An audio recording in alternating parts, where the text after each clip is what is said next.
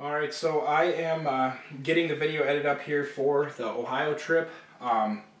Few things. First thing, I just wanted to give a plug to the Sparrow. I got a few buddies texting me right now. They're enjoying having them in the tree, and I got a few other buddies texting me saying, darn, I wish I had one in the tree, because they're hanging their quiver all over in different places, and they just don't have a place to put it.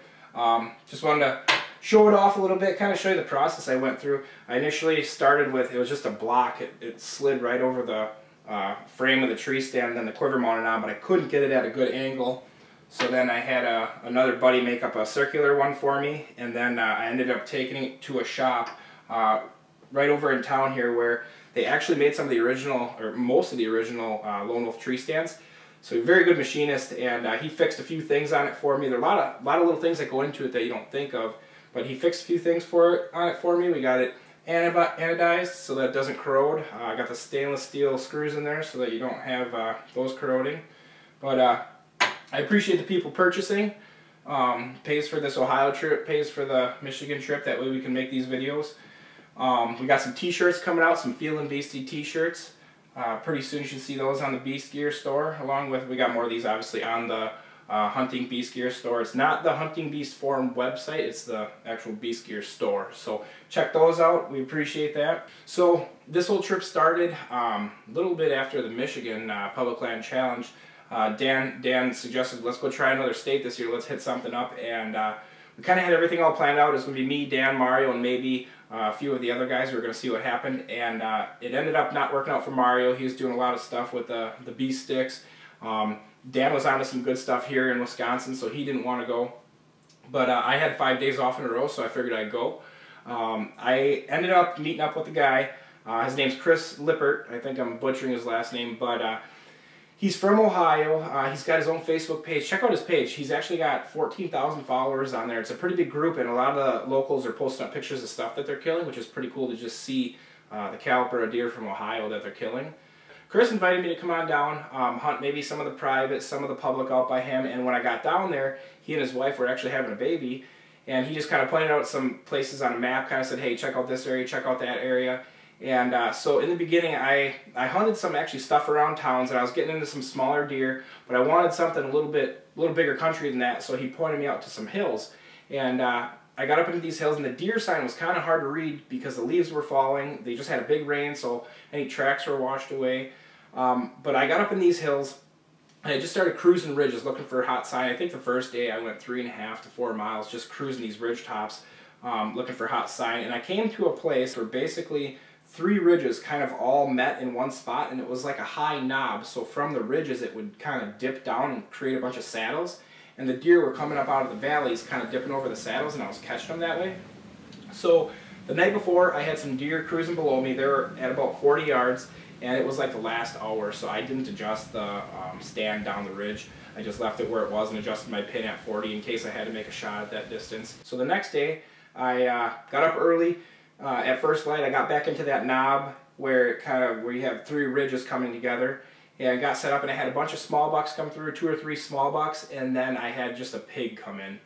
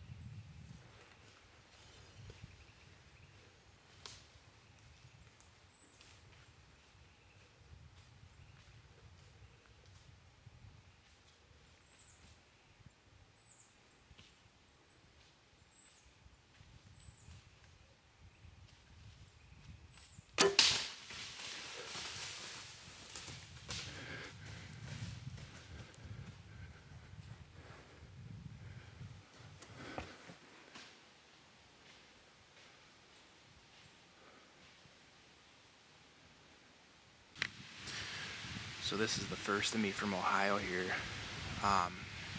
but you just saw, so I had, what are we on? I'm on day 3 now. But the first day I got my tail whooped, did get onto like a 2-year-old buck, maybe small or big 1.5, kind of near a town. Then I got out in the hills a little bit here yesterday, and I saw 3 small bucks. And now this morning I pushed deeper. I think I'm like 2.38 miles back. And this morning, once it got light, I had, all in a matter of like 20 minutes, 3 different bucks come through, and this big one came in.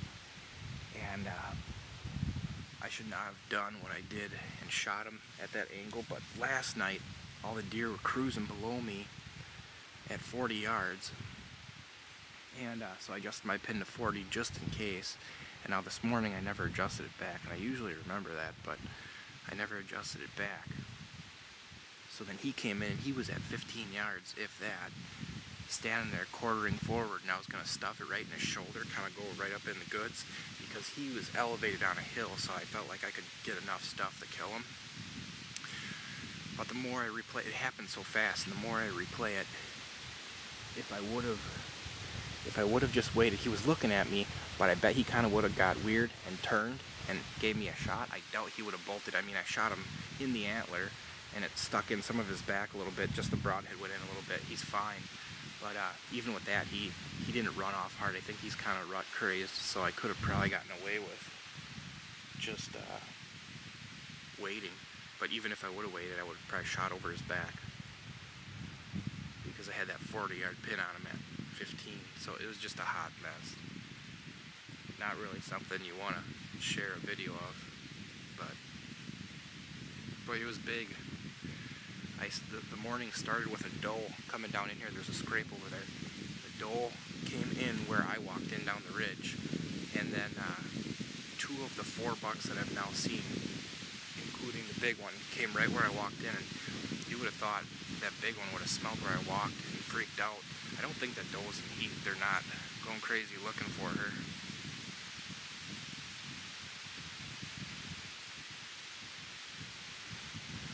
But would be nice to have him down. It's Sunday. Gotta work again on Wednesday. Got like a 9-hour drive home, so I don't know. We'll see. It's nasty getting up here. I didn't show this before, but I literally shot his antler right off. Well, not the whole antler, but a sliver of it. This was laying right where I shot at him. So he's fine. But like I said, I was gonna drive it up in him. He's quartering forward hard. And I'm low and he's high on the knob. And I was gonna ram it right up into his vitals. There's kind of a little sweet spot there you can get into. Shouldn't do it. If I would have waited, he probably would have turned broadside. As you saw in the video, I never adjusted my pin back from the night before, and I shot it in the antler. Now that shot's obviously going to be controversial on video here, and so over the years I've had so many deer that were at that front on quartering forward shot. Some of my biggest deer that I didn't get were front on quartering forward, and they just always swung around, turned away, took off. I had a buck up in the hills, up in hill country.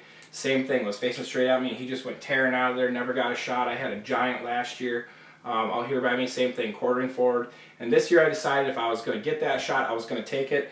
I got a buddy here that hunts a lot on the ground, and he has a lot of deer that come straight at him in the cattails, and he just shoves that arrow right up in him. And I made a decision that I was going to take that shot if that's what I was stuck with. So I sat the rest of the day there, ended up seeing nothing else after that, or maybe a spike buck it was. And met up with Chris. He actually got home with the baby. Met up with Chris, and he suggested, he had a little woodlot, so it was another whole big learning experience for me. He had all these, the terrain basically was these 15-acre woodlots with fence lines and just these huge flat cornfields, so a completely different type of terrain. And I was just looking at them, seeing how kind of small they were, and I'm like, there's no way there's these big bucks hanging out in these little woodlots. And he started showing me pictures and some of the bucks that he had killed, and he had some 150s and 160, and I think the one was 176 that he was killing out of these little woodlots. He was showing me pictures of deer that were just, their backs were just sagging, they just got old and found a way to survive. He invited me to try out this private land spot that he had. He showed me a 170-inch buck that was going through that spot here and there.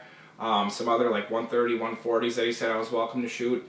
I got set up out there, had a doe come across that first light way at the other end of the field, and then like an hour after light I looked out and here came a buck straight across the field at me.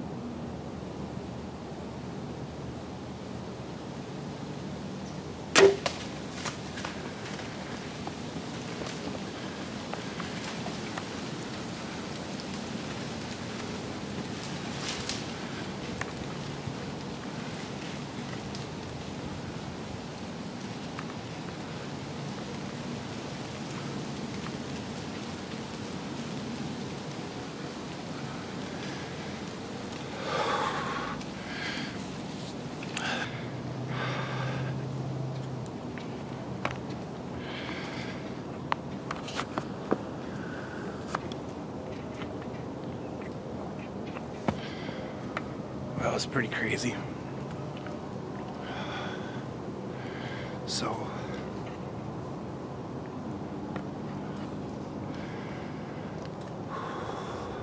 I know there's bigger ones out here, but he came all the way down that fence line, and when he got closer he looked a little smaller, but this is my second last day and I'm not gonna pass that up. And God, I don't want to take those quartering forward shots, but that's something Chris and I discussed last night. And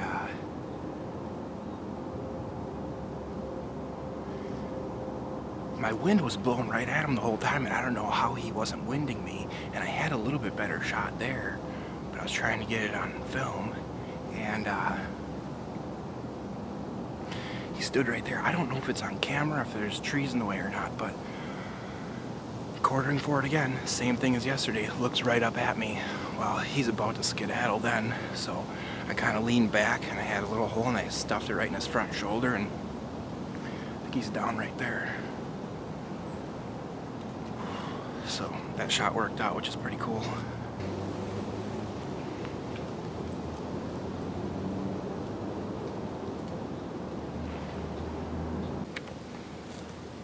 What is he doing? I gotta pick on him so when he watches the video later, he sees I was smack talking from the tree.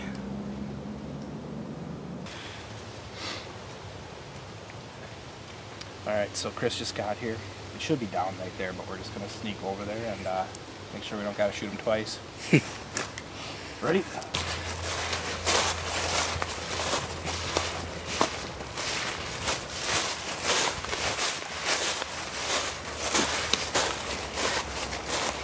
Where was he standing when you shot him? In the field over there? Right in the field. Okay. Did you get a pass through, you think, or? No, I don't think so. Okay. No. Yeah, it was the same as yesterday. So we sat and talked about this at the table last night. I've had so many bucks get away over the years because they'd be standing quartering forward, and I've got the shot where I can stick it up in and get a lot of vitals, and I get those shots and I always let them go. And yesterday I had that big one in hill country come in, and I was going to shoot him that way, but I had the 40-yard pin. He was at 10 yards, and I went high and I shot him in the antler. So this one I had the same thing. And you'll see in the video, he looked at me and then paused and started going like this with his nose, picking up my scent, because my wind was blowing right at him, or he was getting right into my scent stream. And I knew it was now or never, so I stuffed it in his shoulder and put him down. So yeah, gave you the old Stevie Wonder, huh? Yeah, it would.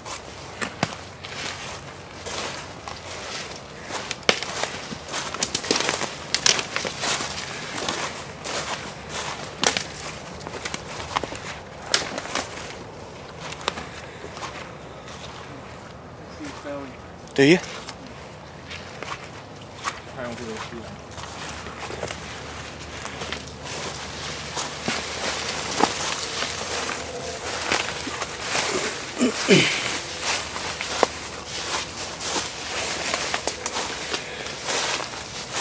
Oh, baby. We got a buck. We got a buck on the ground. That deer is not on camera. That He might be is he 12? dude, he's got points going on, bro. He's a sweet looking buck. Oh. He's not a 3-year-old, is he? That might be a 3-year-old, huh? I do not think that I have that deer. You know what? He's actually better than I thought. I do not think I have that deer on camera at all. Huh.